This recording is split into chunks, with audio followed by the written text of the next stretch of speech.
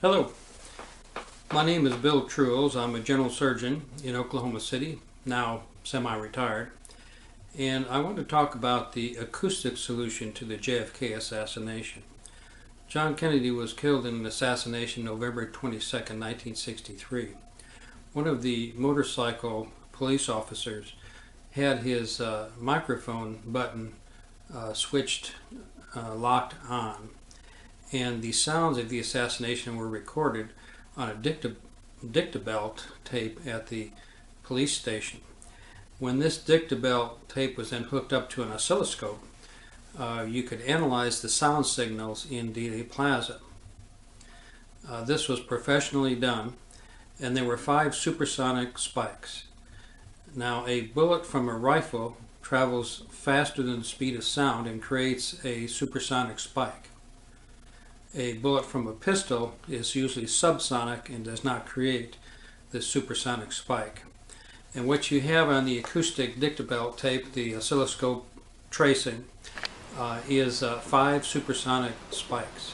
And what I'll do is go through those with you, make a rough correlation with the Zapruder film. Remember, the Zapruder film has been edited, so there won't be an exact correlation. It turns out that the film accidentally broke 2 times, both times as Kennedy was shot. And we know that the tape, the film was manipulated, as J. Edgar Hoover later stated that there had been a splicing error. But just generally speaking, a rough correlation of the acoustics with the Zapruder film can be obtained. Then after I'm done with that explanation, I'll go to some of the counter arguments. At some of the JFK meetings, people come out and say the acoustics is dead, there's no way anybody's going to figure this out. But I'll go through some of the counter arguments as to why I believe the acoustics is valid. Now, let's start with the 5 sounds. D.B. Thomas has analyzed the sounds and written an entire book on it, and I'm roughly going to use the conclusions that he came up with and interpret them as I see them on the Zapruder film.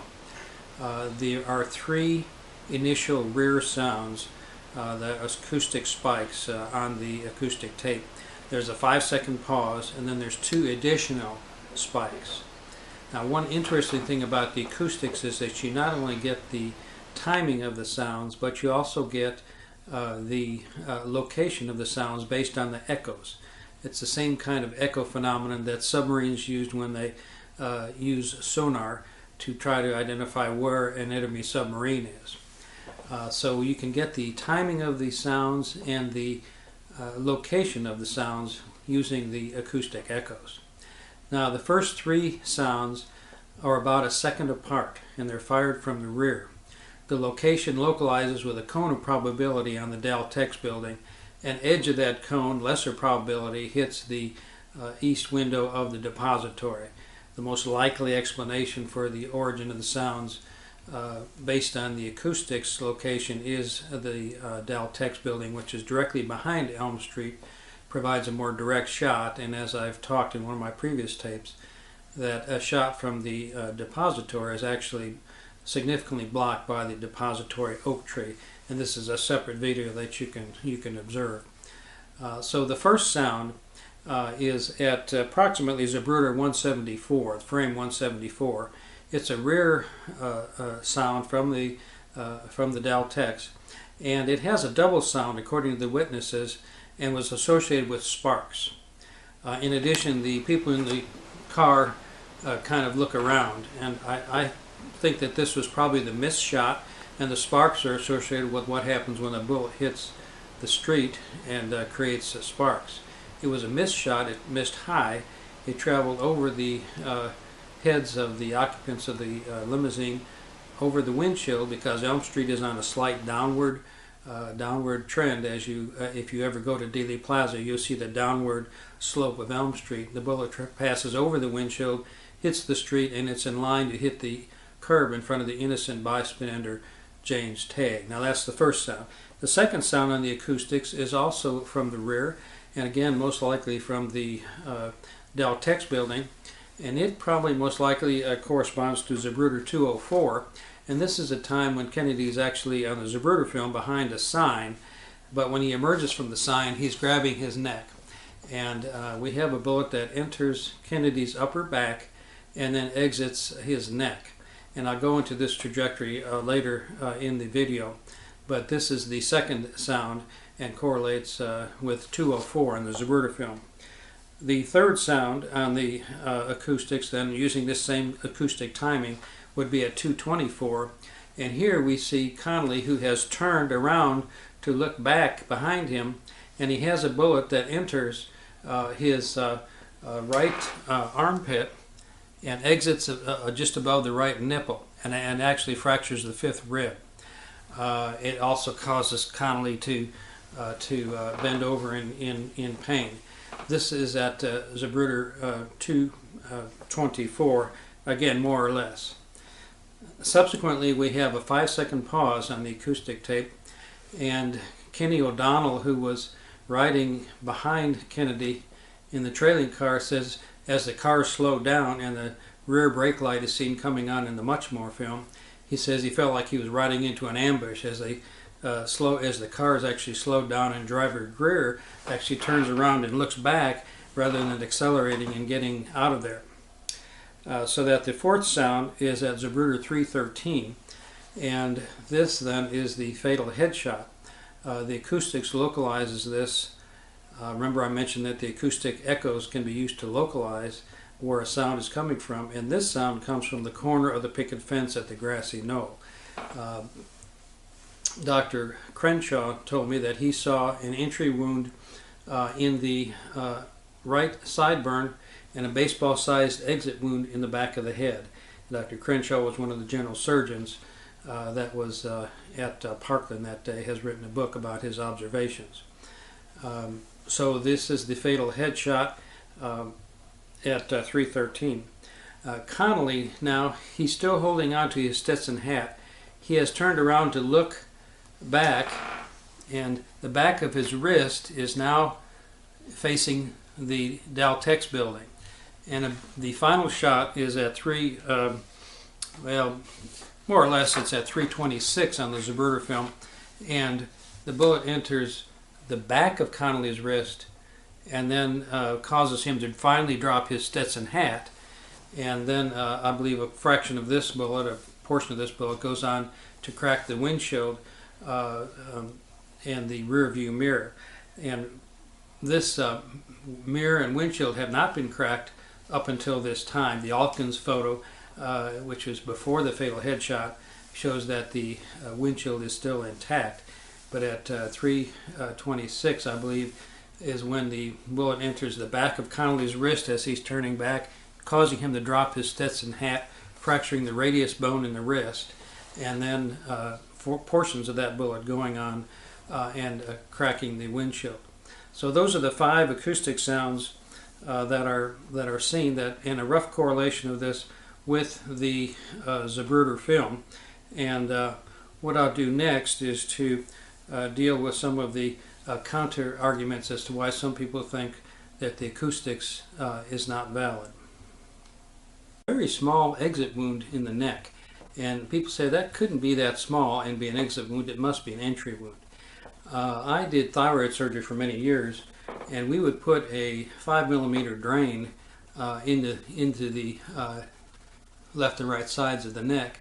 The next day we would pull out that 5mm drain, and literally the skin would fall back together. You wouldn't even need a stitch to close it, and you could hardly even see the wounds because the skin of the neck is very stretchy, very floppy.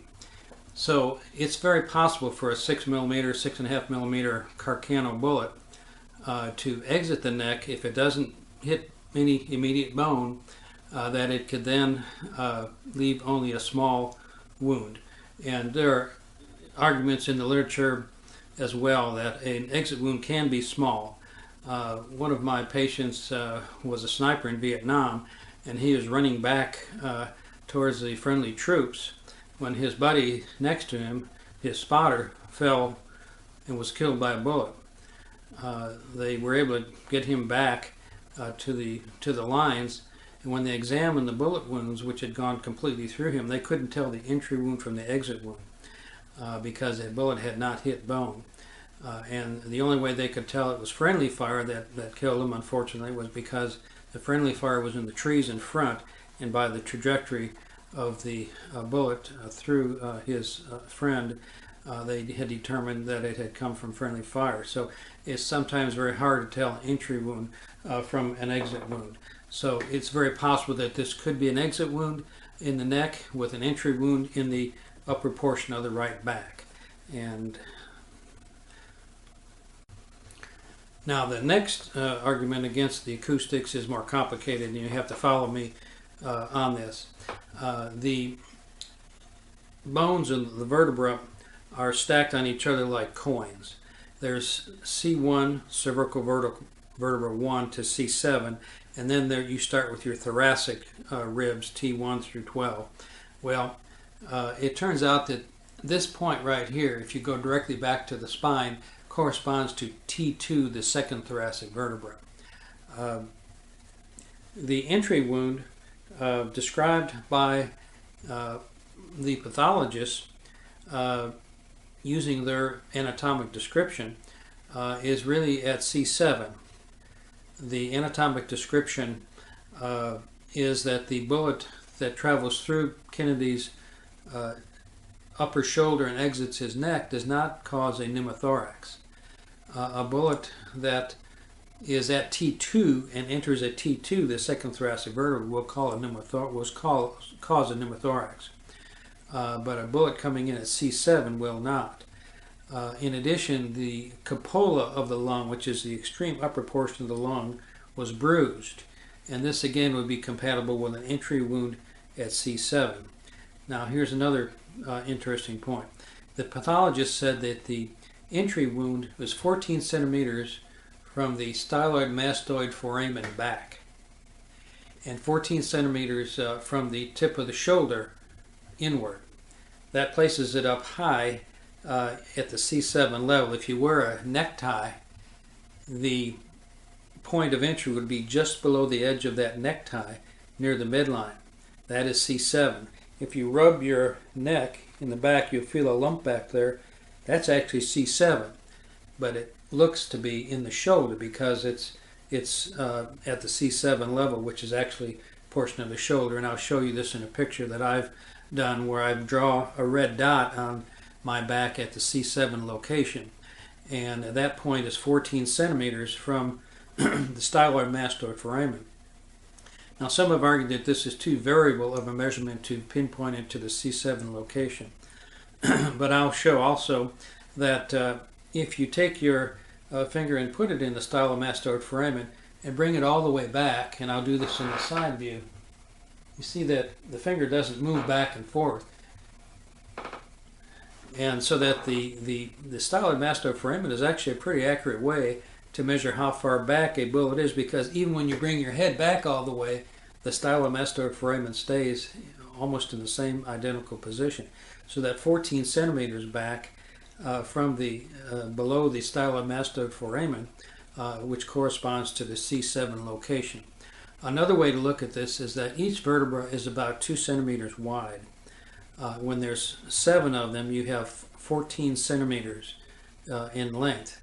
Now the stylomastoid foramen is at the base of the skull, which is where the first vertebra is. So 14 centimeters back from the stylomastoid foramen is going to put you at C7. 7 times 2 centimeters for each vertebra on the average. It won't put you at T2. So the pathologist described an entry wound at the C7 level. And why is this controversial? We'll get to that in the next frame. One additional reason for the bullet being at C7 is that Dr. Gary Aguilar and others have pointed out there was a nick in the transverse process of T1. Now, if the bullet enters the upper back at C7, we know that it exits at T2, then it's going to come very close to the transverse process of T1 in its downward journey. It's about a 15-degree downward location. So the fact that there is a nick in the transverse process of T1 is further evidence that the bullet entered at C7 in the back, nicked the transverse process of T1, and exited at T2. Now, the reason that this is all controversial is that there is a picture of the exit wound. There's a picture of the back of Kennedy's head and upper shoulders. The problem with this picture is that the entry wound is at the T2 level. In this picture, it's too low. What could possibly be the explanation for this? I've just gone through the argument that the entry wound was at C7, and now I'm telling you that the picture shows the entry wound to be at T2, or 4 centimeters lower than it should be. What's going on here? And for that, I refer you also to my previous video when I talked about the JFK pathologists. They originally described a baseball-sized hole in the back of the head, as did Dr. Crenshaw and as outlined by Dr. Gary Aguilar by 30 other witnesses. A baseball-sized hole in the back of the head. When you look at this picture that I'm showing you, that was posited as representing the back of JFK's head, you don't see a baseball-sized hole in the back of the head. You see perhaps a tiny little entry wound, supposedly, at a much higher location. And Dr. Cyril Wecht has pointed out this inconsistency and extreme unlikelihood that the pathologist could make such a gross error as to describe a baseball-sized hole in the back of the head, and yet the picture shows perhaps a tiny entry wound up high, which is very unusual. What happened here? Well, the argument was that the pathologists had gone and visited LBJ that morning, or at least at the White House that morning. When he came back, he gave orders to burn the X-ray log, and later the pathologists were given orders to burn their notes. I mentioned in my video that it's a wonder they didn't set off the smoke alarm with all the notes that they burned. After they burned the notes, they then described that there was only a small entry wound in the back of the head because they were trying to make the argument that there was a lone gunman shooting from the rear. You can't have a blowout in the back of the head if there's a lone gunman shooting from the rear. I mentioned that this was a grassy knoll shot that entered the right sideburn and left a large hole in the back of the head. But in order to promote the idea of a lone gunman firing from the rear, you had to have a different picture, and you had to have a picture of somebody else where the back of the head was intact.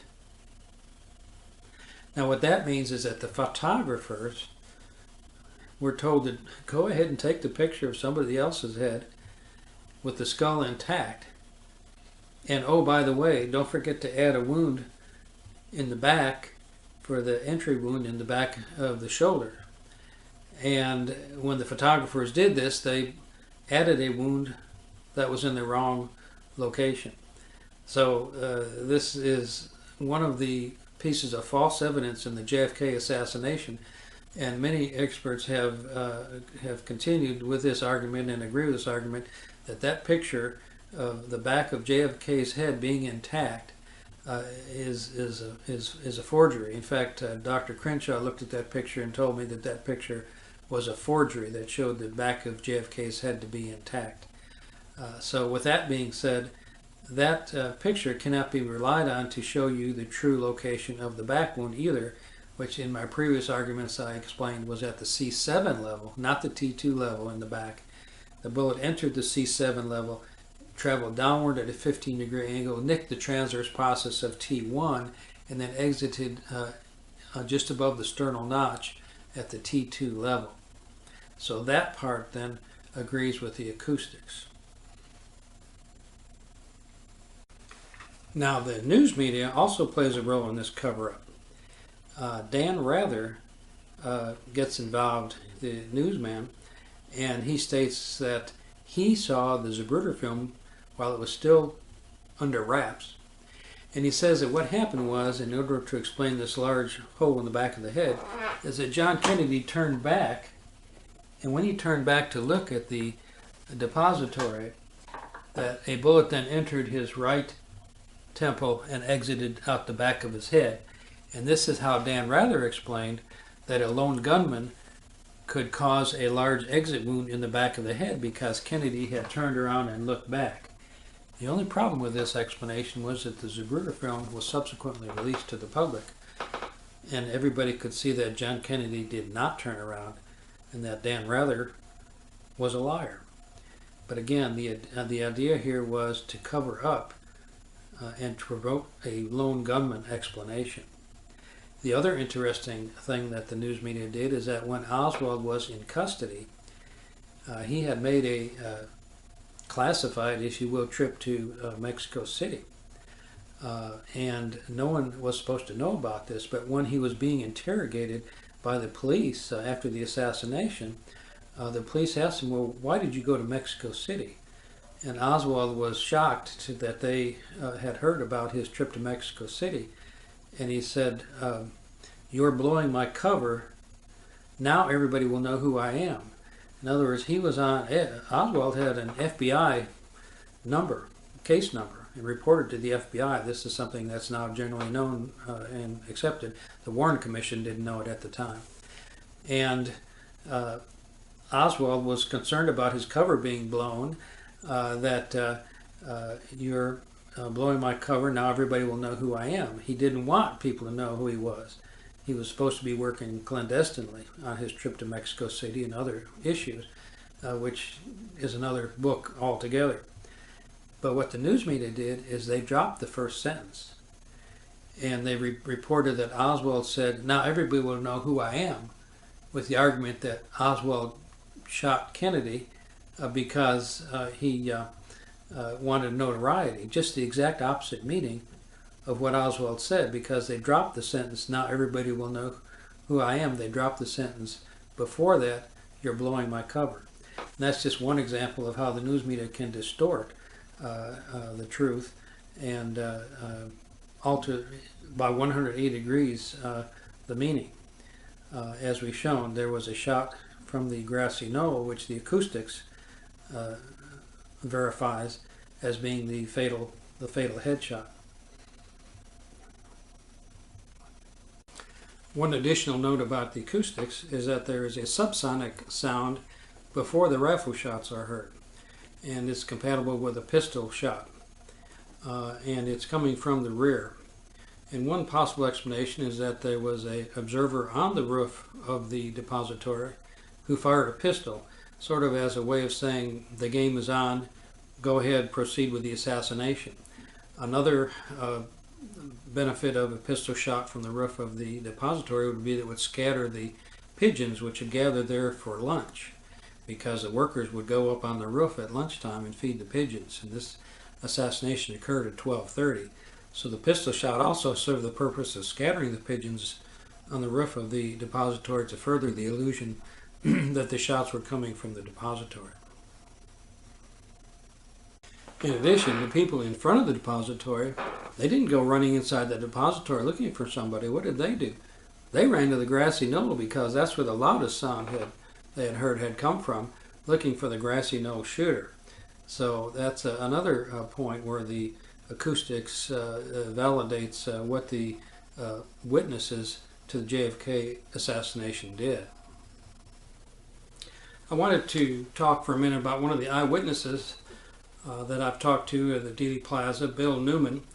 At one of the JFK Lancer conference dinner meetings, I sat with Bill and his wife, and Bill was less than 15 feet away from JFK at the time that he was shot, and yet he was never called by the Warren Commission, which I thought was interesting. But Mr. Newman told me that there's a loud shot, that much louder than the other shots, which is what acoustics confirms, standing there at the grassy knoll. And Mr. Newman had been in the military. He said he knew a rifle shot when he heard one.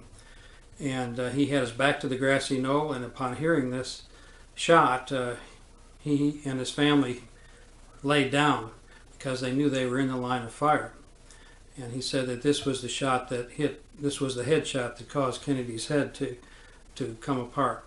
So Bill Newman laid there on the grassy knoll. There's pictures of him and his family laying down on the grassy knoll because they knew they were in the line of fire from this grassy knoll shot.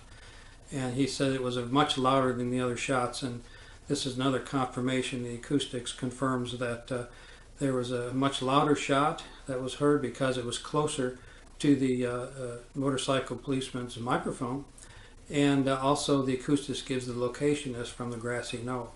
So this is, if you will, a confirmation of the acoustics. I wanted to also discuss one other counter argument to the acoustics, and that is that the hole in the back of JFK's jacket is several inches below the area that we've been talking about, where the entry in the upper shoulder was at the C7, and this hole in the jacket is several inches below that, and people wonder, well, how can this be? It's even below where it shows in the forged picture of JFK's back. The entry wound in the jacket is even lower than this, and people wonder, how can this be? And one of the things to remember is that the first shot was a missed shot, and the entire group of people in the car, according to witnesses, all ducked like something had been, like a firecracker had been thrown into the car. And what had happened is there was a missed shot that traveled over JFK's head at 2,000 feet per second. And when you hear this loud noise, you immediately want to duck, just as human nature.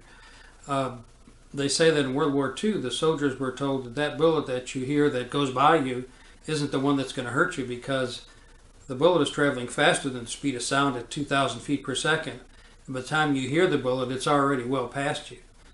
But the occupants in the car all ducked as this missed shot passed over the car. And JFK had a back brace on, a wooden back brace, and as a result of this rather large, bulky wooden back brace, he had to wear an oversized shirt and oversized jacket in order not to show a bulge in his back when he walked. And so with a slightly larger coat and a slightly larger shirt, what happens when you hear a bullet travel over your head at 2,000 feet per second? You duck, and your collar, your shirt, kind of moves up a little bit. And then afterwards, when they take you back at the hospital and take your shirt off, the hole is lower than where the actual entry wound is seen on the body. So there's a good picture of it. We'll show you where the entry wound is in the jacket, which is several inches below where the C7 location is, and it's even below the location seen in the forged photo of the back of JFK's head, and showing the wound, the purported wound in the shoulder at T2. So I wanted to explain that if you duck down and you have an oversized coat and shirt, they can bunch up, and it can cause the hole in the jacket to be lower than the actual true hole in the entry wound inside JFK's shoulder. So what does the acoustic explanation tell us? It tells us that there was a shooter at the grassy knoll, and it tells us that there were shooters behind JFK, most likely in the Dell Tech's building. So we have at least two shooters. The other thing it tells us is that because the three rear shots are about a second apart, it's unlikely that one person could fire all three of those rear shots. So the acoustics also tells us that there were probably two shooters firing from the rear and one shooter from the grassy knoll. What else does acoustics tell us? With regard to the final salvo of two shots, they were only 0.6 of a second apart. You had the grassy knoll shot, and 0.6 of a second later you had the rear shot. You had Kennedy's head go violently back, as shown in the Oliver Stone film JFK, supporting the idea that the grassy knoll shot was the fatal shot. In addition, the police officer riding behind and to the left of JFK was splattered with bits of bone and blood and cerebral spinal fluids with such force that he himself thought that he'd been shot, and he was directly in line behind JFK with regards to the shooter at the grassy knoll. So further evidence that the grassy knoll shot, which created a large exit wound in the back of the head, was the fatal shot. Then 0.6 of a second later you have that rear shot. And what happened was that the the headshot jerked John Kennedy off to his left dramatically, and directly behind JFK was Connally with his hand up to the back of the Dow Tex building, and 0.6 of a second later his hand is hit, his radius bone is fractured, and he drops his Stetson hat. So the shooter in the rear, who had pulled the trigger, realizes as Kennedy's head dramatically drops to the left before his shot has fired that his shot would have probably killed JFK, because what he saw was Connally dropping that Stetson hat. As the view of Kennedy disappeared, he sees the Stetson hat drop, and he knows that his bullet, had JFK not been killed by the headshot, that his bullet from the rear would have killed JFK. Now, that's an interesting point, because one explanation of the assassination is that this was a mob hit, as described in the book by Sam Giancana, and it involved a grassy knoll shooter, but also James Files, but also a rear shooter, Chuck Nicoletti. And in the explanation given in Giancana's book, he says that after the shooters got back to the car, that Chuck Nicoletti, who was the rear shooter, was angry at Files, who was the grassy knoll shooter, and Nicoletti is chewing out James Files and said, "You shot too soon." Files didn't shoot when Kennedy was directly across from him. He shot when Kennedy was at about 45-degree angle. And this gives you the best opportunity to hit a moving target, because if you wait for the target to be directly across from you, there's a lot of angular change going on. It's a harder shot, and it also brings Jackie Kennedy into the line of fire, which they were under direct orders not to do. So Files fires when it's at 45-degree angle, and Nicoletti is angry at Files and says, you fired too soon. My shot from the rear would have killed Kennedy, and it would have created this problem now of everybody knowing that there was a crossfire going on. So that was an interesting point in the Giancana book, and that also is validated by this acoustic explanation. Now remember that this Mafia CIA hit team had originally been formed by Johnny Roselli and others on request of the CIA in attempts to kill Fidel Castro. When that was not successful, the same team was then used to kill John Kennedy, and the result of all this had to begin with dissatisfaction with John Kennedy, with the Bay of Pigs fiasco, in which John Kennedy said he was going to break the CIA into 1,000 pieces. It had to do with the Berlin Wall, where the military felt that we needed to make a stand against the Russians in Berlin, and which was totally difficult to do, to defend, but the military was upset and felt that Kennedy was weak in his defense of it. Kennedy's refusal to get involved with Vietnam, as outlined in the Oliver Stone movie JFK. And in the Mafia's case, Robert Kennedy had Giancana under lockstep surveillance, and had Giancana on the #1 hit list for the crime investigation. So the Mafia CIA team had formed originally against Fidel Castro, and was then utilized against John Kennedy, because they felt that Lyndon Johnson would be a better president and would lead us into a war against the communists and prevent the so-called domino theory, where one country after another in Southeast Asia would fall to the communists. So this acoustic explanation, I believe, is valid. It shows that there were two shooters, that Kennedy, actually two rear shooters and one shooter at the grassy knoll, and that Kennedy was killed in a crossfire, and that the large hole in the back of the head was subsequently covered up in order to promote the idea of a lone gunman firing from the rear. Thank you.